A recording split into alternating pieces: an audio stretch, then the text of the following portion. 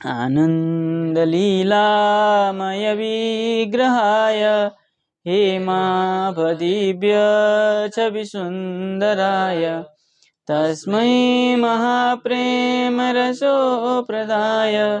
चैतन्यचन्द्राय नमो नमस्ते। तो हम विचार कर रहे थे क्या है, अत्र सर्ग विसर्गश्च स्थानं पोषणमुतय मन्वन्तरे सानुकथा निरोधो मुक्तिराश्रय। तो निरोधो मुक्ति तक विचार कर लिए थे, आश्रय तत्व विचार करना था जो कि मुख्य है। बोले आश्रय तत्व क्या है, बोले आभासश्च निरोधश्च यतोस्तध्यवसीयते स आश्रयः परम ब्रह्म परमात्मेति शब्दते। करे आभासश्च, जो आभास है, क्या है आभास, बोले सृष्टि, और निरोध मतलब प्रलय। यतः अस्ति, हाँ निरोध मतलब प्रलय, निरोध मतलब प्रलय है ये, ठीक है ना। बोले यतः अस्ति, बोले सृष्टि और प्रलय जहाँ से, जहाँ है मतलब जहाँ से होती है। बोले तद अध्यवसीयते, है कि नहीं।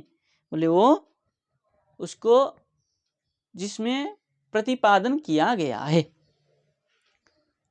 सृष्टि और प्रलय जहाँ से होता है, इस विषय में जिसमें बताया गया है, जिस शास्त्र में बताया गया है, स आश्रय, वही आश्रय है। वो आश्रय कौन है, बोले परम ब्रह्म परमात्मा इति शब्दते कथ्यते। वो आश्रय कौन है, बोले परम ब्रह्म परमात्मा है। इस प्रकार जहाँ जिस शास्त्र में कहा गया है कि परम ब्रह्म परमात्मा से सृष्टि और लय होता है, इस विषय में प्रतिपादन किया गया है जिस शास्त्र में, है ना। वो तत्व क्या है, उस शास्त्र वो तत्व क्या है, आश्रय तत्व है।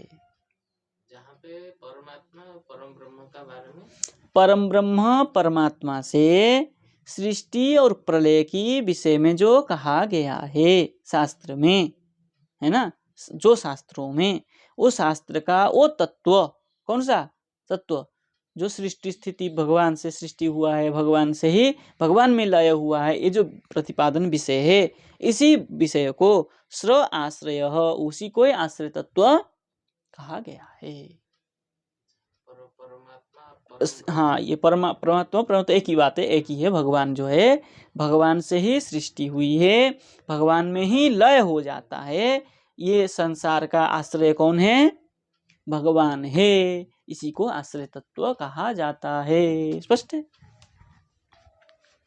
बोले आभासः सृष्टि ही निरोधः लयश्च यतः भवति। स्पष्ट है। बोले अध्यवसीयते उपलभ्यते जीवानां ज्ञानेन्द्रियेषु प्रकाशते च। जीवानां, जीवों के लिए, जीवों का ज्ञानेन्द्रिय से प्रकाशित होता है ये बात। तो कहाँ से प्रकाशित होता है, बोले शास्त्र से। बोले स ब्रह्म परमात्मा इति प्रसिद्ध आश्रय कथ्यते। वही परम ब्रह्म परमात्मा ही आश्रय है। स्पष्ट है, इसमें श्लोक से और कोई बाहर गए नहीं। बोले इति शब्द प्रकारार्थ, परमात्मा इति शब्द कहा है ना, बोले इति शब्द, बोले इति शब्द प्रकारार्थ, क्या क्या प्रकार कहा है। वदन्ति तत्तत्त्वविदस् तत्त्वं यज्ञानमद्वयम् ब्रह्मेति परमात्मेति भगवान इति शब्दते, कहा था ना। तो ये जो प्रकार, ये इति दिया है, बोले भगवान को भी वहां ले लेना चाहिए, इसलिए कह रहा इति शब्द प्रकारार्थ। ठीक है, क्या हुआ, हाँ आश्रय कथ्यत लिखा है, उसके बाद इति शब्द आया है ना। बोले इति शब्द प्रकारार्थ, बोले परमात्मा इति जो कहा था, ये इति शब्द प्रकार अर्थ में, बोले परमात्मा कहो अथवा ब्रह्म कहो अथवा भगवान कहो, ये इसलिए इति शब्द वहां दिया है। तेन भगवान इति स्पष्ट कर दिए यहाँ, ठीक है ना। इति शब्द दिया है प्रकार अर्थ, उससे भगवान को भी लेना चाहिए। बोले अस्य विवृत्ति अग्रे विधेया, इसका जो विचार है ये भगवत संदर्भ में विस्तार करके स्पष्ट करेंगे। ठीक है, टीकाकार कुछ नहीं लिख रहे हैं, बोले अथ नवमी नवभिः सर्गादिभिः लक्षणीयम आश्रय तत्व आह। 9 श्लोक से ये आश्रय तत्व को यहाँ कह दिया। बोले आभासश्च यतः इति हेतु पंचमी है। ठीक है, स्पष्ट है, कोई बात ही नहीं। आगे चले।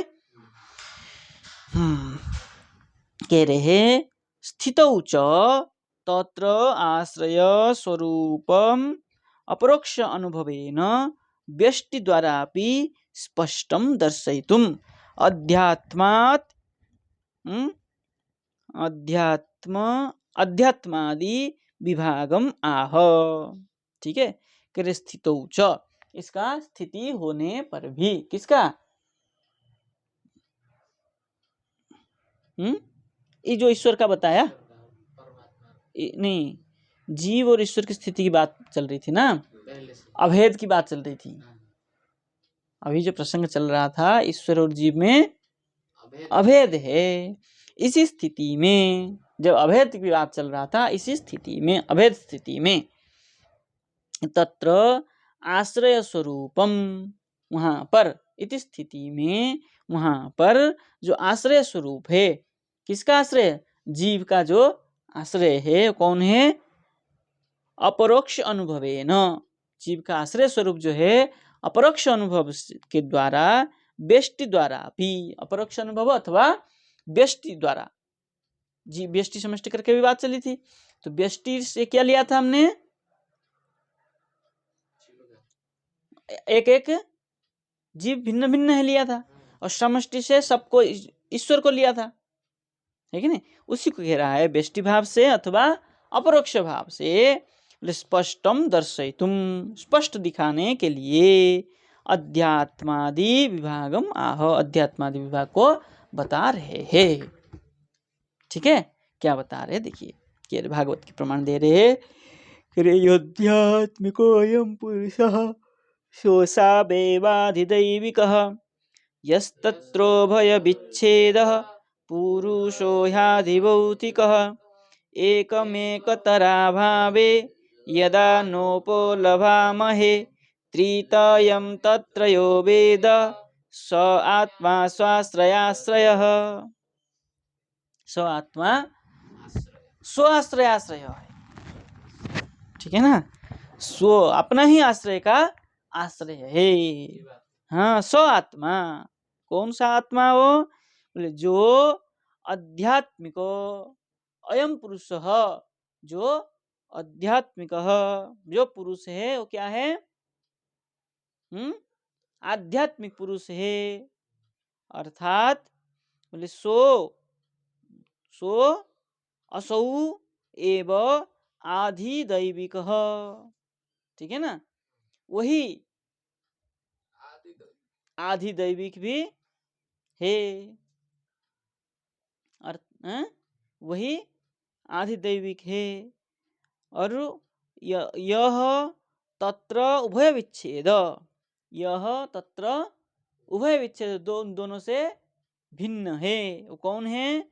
वो पुरुष आधि भौतिक, आध्यात्मिक आधिदैविक से जो आध्यात्मिक है वही आधिदैविक है, और इन दोनों से जो भिन्न है वो आधि भौतिक है। कुछ समझ में आया? कुछ भी नहीं समझ में आएगा। वो क्या कह रहे हैं? कह रहे हैं जो आध्यात्मिक है वही आधिदैविक है, उन दोनों से जो भिन्न है वो आधि भौतिक है। तो देखिए, दो बात हो गई ना, आध्यात्मिक, आधिदैविक, आधिभौतिक था।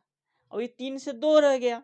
जो आध्यात्मिक और है वही आधिदैविक है, एक बार दोनों को एक कर दिया, और एक आधिभौतिक करके अलग कर दिया। अब देखिए, उसी में से कह रहे हैं, उसी को ही कह रहे हैं। बोले एकम एकतरा भावे यदा न उपलभामहे।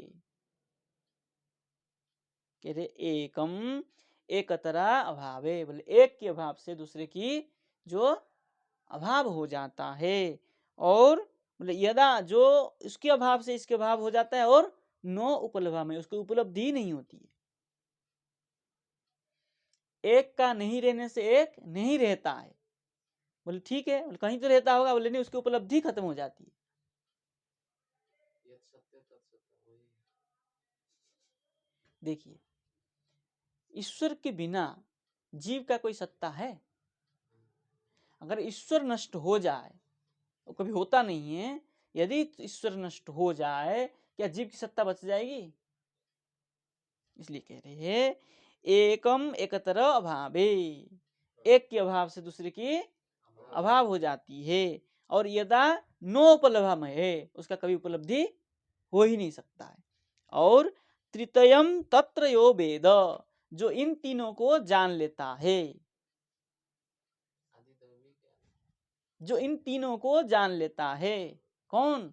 ईश्वर के, ईश्वर और जीव में भेद। भेद, अभेद, और इन दोनों को, ईश्वर, जीव और उनका भेदाभेद, तृतीय, इन तीनों को जो जान लेता है, हुआ जीव और ईश्वर, जीव में ईश्वर, जीव, जीव, ईश्वर, दो चीजें, और इन दोनों में संबंध भेदाभेद, भेद कैसा है और अभेद कैसा है, जो संबंध, दो हुआ। तीन हो गया ना, एक ईश्वर, एक जीव, और इन दोनों में भेदाभेद, संबंध, भेदाभेद मतलब संबंध, ईश्वर, जीव और उनका संबंध, ये तीन हो गया ना, नहीं लगा पंक्ति? ईश्वर, जीव और इनका संबंध, भेदाभेद जो संबंध है, इन तीनों को जो जान लेता है, स आत्मा यो वेद, जो जान लेता है, स आत्मा, स आत्मा, सजीव, स्व आश्रयाश्रय, वो अपने के अपना आश्रय का आश्रय है। जान लिया है। जो इस प्रकार जान लिया, ईश्वर और जीव कौन है, ईश्वर कौन है, और इन दोनों में संबंध किया है, इनको जो जान लिया, वही स्वाश्रयाश्रय है, वो स्व आश्रय का ही आश्रय है। भाई स्व हो गया जीव, उसका आश्रय हो गया शरीर, उसका आश्रय हो गया ईश्वर। भाई मैं जो शरीर में विद्यमान हूं, मैं और मेरा शरीर किसके आश्रय में है? ईश्वर के आश्रय में है। तो स्वाश्रयाश्रय, लगी पंक्ति? हाँ, तो ये ही आध्यात्मिक और आदिभौतिक और आदिभौतिक का बात कह दिया। चलिए देखिए, टीकाकार और विस्तार से अलग तरीके से व्याख्या कर रहे हैं, मतलब स्वयं जीव गोस्वामी पाद, टीकाकार तो अलग से कहेंगे बलदेव विद्याभूषण, किंतु टीकाकार लिख रहे हैं, यो अयम आध्यात्मिक, जो मूल में आया था, जो यह आध्यात्मिक है, वो कौन है? बोले पुरुष, आध्यात्मिक कौन है? वो पुरुष है। वो कैसा पुरुष है? बोले चक्षुरादि कर्ण अभिमानी दृष्टा जीव। लगी पंक्ति? जीव है वो आध्यात्मिक है, आध्यात्मिक पुरुष है। स एव आधिदैविक, वही आधिदैविक बताया था। बोले वो आधिदैविक कौन है? बोले स एव आधिदैविक चक्षुरादि अधिष्ठात्रा, अधिष्ठात्रा सूर्यादि। अगर सूर्यादि देवता वहां निवास नहीं करेंगे तो उन इंद्रियों का कोई कार्य होगा? इसलिए वो आदि देवी ठीक है, शरीर के अंदर वो चल रहा है। तो भौतिक और दैविक को भौतिक नहीं, आध्यात्मिक और आधिदैविक को एक कह दिया, वो अपने आप आपस में परिपूरक है। देह सृष्टि है पूर्वम, शरीर की सृष्टि से पूर्व, बोले करणानाम अधिष्ठानाम अभावेन अक्षमतया, देह शरीर की सृष्टि से पूर्व ये जो कर्ण इंद्रिय है, उन इंद्रियों का अधिष्ठान का अभाव है कि नहीं है? भाई शरीर है तभी तो तुम आके बैठ गए वहां, अभिमानी देवता होकर के। शरीर नहीं तो तू कहाँ आके बैठ गए? फिर अक्षमतया, अक्षमता होने से, बोले कर्ण प्रकाश कर्तृत्वाभिमानी, कर्ण प्रकाश जो कर्तृत्वाभिमानी देवता, तत्सहायो उभयोरपि तयोर वृत्ति भेदानुदयन, जीवत्व मात्र विशेषात, वहाँ केवल जीव का ही विशेष है। भाई शरीर नहीं हो, जीव को तो सत्ता है, भले इनकी सत्ता नहीं है।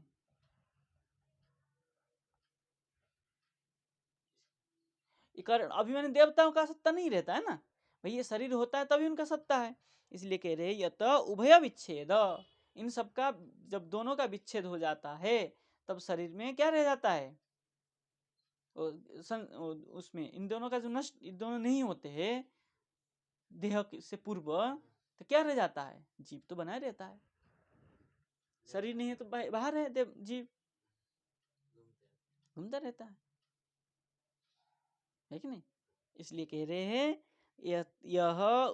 क्या है, तत्र उभय विच्छेद पुरुष, उन दोनों से जो विच्छेद पुरुष है कौन है, वो आदि भौतिक जीव है। हो गया स्पष्ट। प्रथम श्लोक, ततश्च उभय करणाभिमानी, आपके पुस्तक में क्या लिखा है,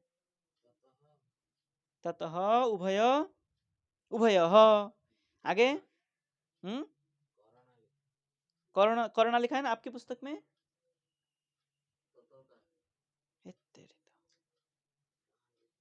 जीवत्व मात्रा विशेषात, मिला पंक्ति होगा ना, क्यों नहीं है, एक, हाँ ततश्च उभय, उसके बाद क्या है, करुणाभिमानी है ना, एक करुणा को करणाभिमानी कर दीजिए, इसलिए तो पूछ रहा। हाँ कर्ण ठीक है ना, काट लीजिए, रू का उकार काट लीजिए।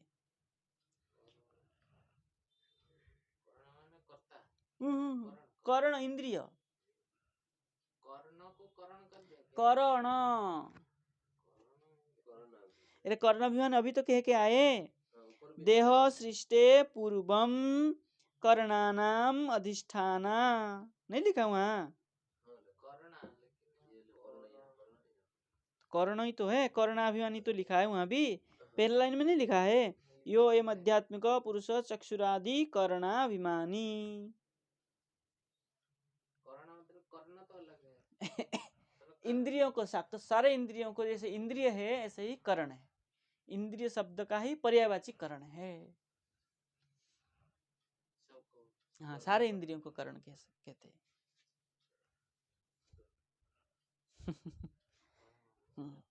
नहीं नहीं नहीं, कर्ण, कर्ण मतलब इंद्रिय। और तद अधिष्ठात्री देवता रूप द्विरूपो विच्छेद यस्मात्, ठीक है ना।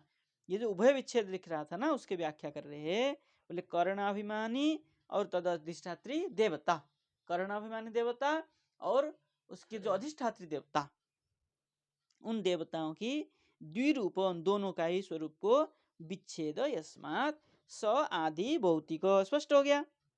चक्षुर गोलकादि उपलक्षित दृश्यो देह, चक्षुर आदि जो गोलक है, गोलक विद्यमान होने पर भी हमको नहीं दिखता है। जो अंधा होता है, अंधे का चक्षु एक काला गोला है ना, लेकिन उसको नहीं दिखता है। वो उसके अंदर जो है ना, क्या कहते हैं उसको, वो भी है, वो भी है, फिर भी अंधा है। हाँ जैसे 70-80 साल का आदमी है, उसको दिखता नहीं है, पहले दिखता था अब नहीं दिखता है। क्या चक्षु गोलक नष्ट हो गया उसका, है पूरा है जैसा था ऐसे ही है, लेकिन उसको दिखता नहीं है, अंधा हो गया है, तो क्या कहेंगे आप, सब कुछ तो है। ये वही बात कह रहे हैं, मतलब चक्षु गोलक, गोलक तारा कहते हैं उसको। हाँ गोलक के अंदर जो थोड़ा सा रहता है, हाँ छोटा सा ही रहता है, गोलक तारा कहते हैं उसको। वो जो गोलक है चक्षुर गोलक, उसका जो उपलक्षित दृश्य देह, उससे उपलक्षण करके शरीर को देखता है, वो देह है। बोले पुरुष इति पुरुषस्य जीवस्य उपाधि, यहाँ जो पुरुष करके कहा है वो पुरुष क्या है, जीव को ही, जीव का ही उपाधि है। स वा एष पुरुष अन्नरसमय, क्या है, श्रुति श्रुति में कहा है पुरुष क्या है, शरीर क्या है, बोले अन्न रसमय पुरुष। पुरुष कैसा है, अन्न रस वाला है। ये पुरुष करके किसको लेंगे आप, अन्न रसमय पुरुष किसको लेंगे आप, शरीर को। अन्न रसमय शरीर है भाई।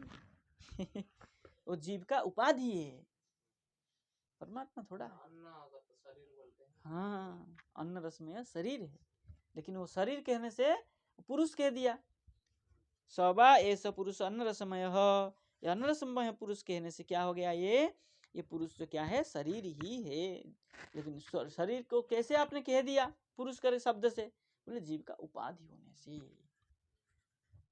ठीक है, आगे टीका लिख रहे हैं, ननु शंका कर रहे हैं, बोले करणा अभिमानिनो जीवस्य, कर्ण अभिमानी जो जीव है उसका, बोले कर्ण प्रवर्तक सूर्यादित्वम अत्र कथम, कर्ण का जो प्रवर्तक है, इंद्रियों का जो प्रवर्तक है, अभिमानी जो देवता है, बोले सूर्य आदि, यहाँ क्यों प्रश्न उठा, बोले तत्राह, इसलिए उसका उत्तर दे रहे हैं। बोले देह सृष्टि है पूर्वमिति करणानाम इति, देह सृष्टि से पूर्व ये कर्ण सब क्या है, विद्यमान है कहीं ना कहीं है, लेकिन उसका अधिष्ठात्री जो देवता है, जब इंद्रिया शरीर में आती है तब उसकी अधिष्ठात्री देवता आते हैं। तो शरीर से पूर्व पूर्व तो इंद्रिय था नहीं, भले कहीं विद्यमान था लेकिन वो उस शरीर में तो नहीं था ना।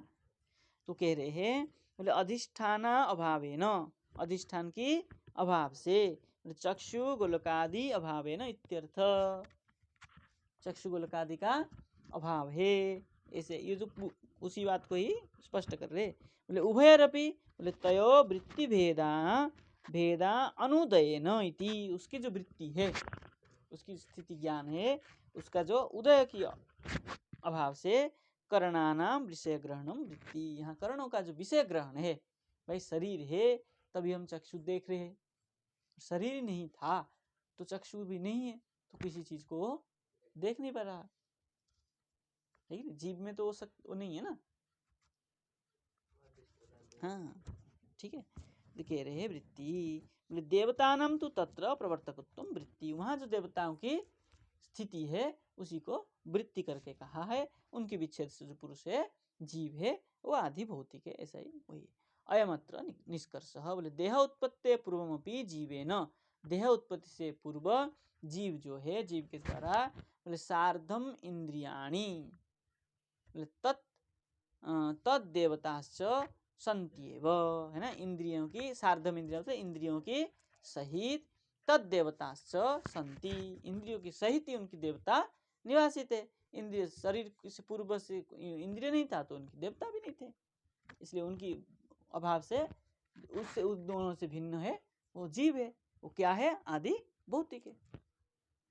तदा तेषां तेषां च वृत्ति भावे जीवे अंतर्भाव विवक्षित, उनकी उनके अभाव से जो रह जाता है वो जीव है, ऐसा विवक्षित कहा गया है। उत्पन्न तो देह, जब शरीर उत्पन्न हुआ तब तयोर विभागो यद भवति, उसका जो विभाग हो गया, शरीर जब हो गया उत्पन्न हुआ तब ये इंद्रिय, ये चक्षु इंद्रिय, ये श्रोत्र इंद्रिय, ये रसना इंद्रिय, ये घ्राण इंद्रिय विभाग हो गया, तो विभाग होने तत्त देवता आके वहां बैठ गए, फिर भी वहां ततश्च उभय, वहां पर भी उस वहां जीव ही भिन्न ही स्पष्ट होता है, ठीक है कि नहीं, वहां पर भी जीवों का भिन्न स्पष्ट होता है। क्या करें, पढ़े और टीका पढ़ तो लिया अभी।